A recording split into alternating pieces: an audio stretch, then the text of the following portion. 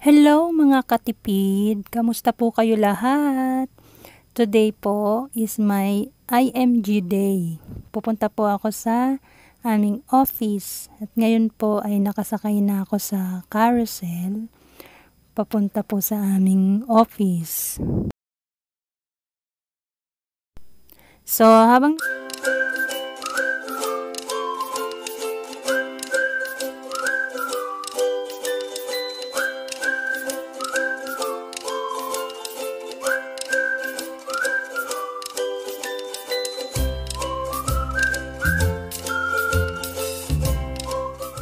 naghihintay po tayo, pag-usapan po muna natin kung ano-ano po yung mga dapat na magandang maging habit natin when regards to our finances. So, number 1, dapat meron po tayong emergency fund. Yung emergency fund na yun, dapat enough po yun for at least 6 months ng ating gastusin or yung ating katumbas ng ating current lifestyle. So, dapat po wala tayong utang. No? Kung merong bagay na hindi mo kayang bilhin ng cash, ibig sabihin hindi mo yan afford. So, nothing beats peace of mind. Iwasan po natin yung paggastos ng hindi naman kailangan. Kalimutan nyo na muna po yung mga sale.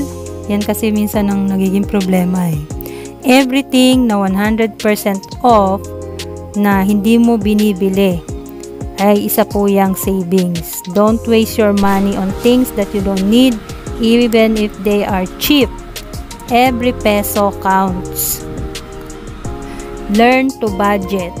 It is telling your money where to go instead of wondering where it went. If we buy things that we don't need, we will have to sell things that we need. Number 6, pretending to be rich can make us poor. Must learn to live below our means. Don't go broke trying to look rich. Number 7, save money and money will save you.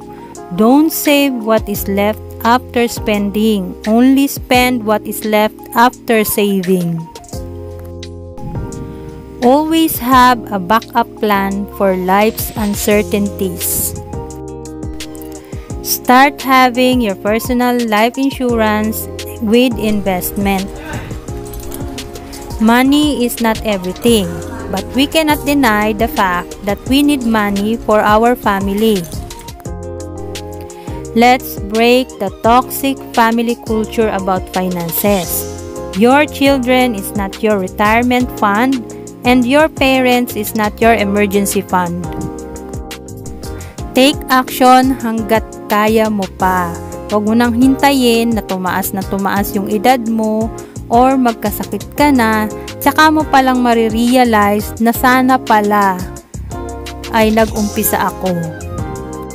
Ito po ang tatandaan natin. When it comes to investing and saving, ang time po, ang oras po ay kakampi natin yan. Pero pag pinadelay po natin, magiging kalaban po natin yan. Kasi imbis na nag-earn na yung ating sinisave, hindi na po yan mag-earn kung masyado na tayong late mag-uumpisa. Kung ikaw naman ay bata pa, huwag mo namang isipin na, bata pa naman ako, saka na ako magsisave. Alam mo, the younger you are, the better. Kasi mas malayo ang mararating ng magiging investment mo. Kung ikaw naman ay nasa 40s na, 50s na, aba, galaw-galaw, paspasi. Kasi, para mahabol mo pa yung time na dapat meron kang nasisave. Tandaan mo na ang goal mo ay magkaroon ng comfortable life in the future na kung saan, kung kailan hindi mo na kaya, ay makakapamuhay ka pa rin ng matiwasay. At kung ready ka nang mag-umpisa, mag-comment ka lang dyan para ma-send ko sa iyo ang schedule ng aming workshop or ng aming free financial class meron kaming webinar at meron din kaming face-to-face. And don't forget to follow for more financial tips.